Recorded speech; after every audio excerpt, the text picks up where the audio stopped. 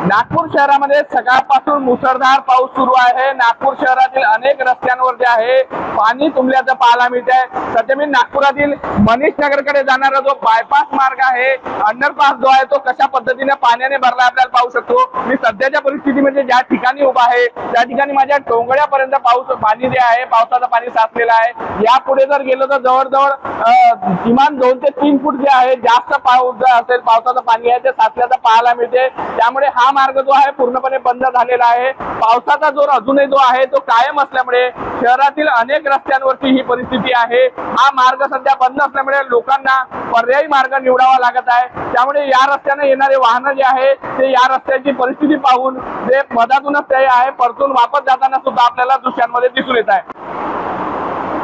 नागपूर शहरामध्ये सकाळपासून मुसळधार पाऊस सुरू आहे। नागपूर शहरातील अनेक रस्त्यांवर जे आहे पाणी तुंबल्याचं पाहायला मिळत आहे। सध्या मी नागपुरातील मनीष नगरकडे जाणारा जो बायपास मार्ग आहे, अंडरपास जो आहे तो कशा पद्धतीने पाण्याने भरला आपल्याला पाहू शकतो। मी सध्याच्या परिस्थितीमध्ये ज्या ठिकाणी उभा आहे त्या ठिकाणी माझ्या टोंगळ्यापर्यंत पाणी जे आहे, पावसाचं पाणी साचलेलं आहे। यापुढे जर गेलो तर जवळजवळ किमान 2 ते 3 फूट जे आहे जास्त पाऊस असेल, पावसाचं पाणी आहे ते साचल्याचं पाहायला मिळते। त्यामुळे हा मार्ग जो आहे पूर्णपणे बंद झालेला आहे। पावसाचा जोर अजूनही जो आहे तो कायम असल्यामुळे शहरातील अनेक रस्त्यांवरची ही परिस्थिती आहे। हा मार्ग सध्या बंद असल्यामुळे लोकांना पर्यायी मार्ग निवडावा लागत आहे। त्यामुळे या रस्त्याने येणारे वाहन जे आहे ते या रस्त्याची परिस्थिती पाहून ते मधातूनच ते आहे परतून वापस जाताना सुद्धा आपल्याला दृश्यांमध्ये दिसून येत आहे।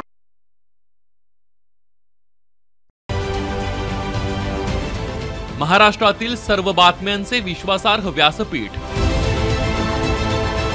सकाळच्या सर्व सोशल मीडिया प्लॅटफॉर्मला लाईक, फॉलो आणि सबस्क्राईब करा। तसंच सर्व नोटिफिकेशनसाठी बेल आयकॉन प्रेस करायला विसरू नका।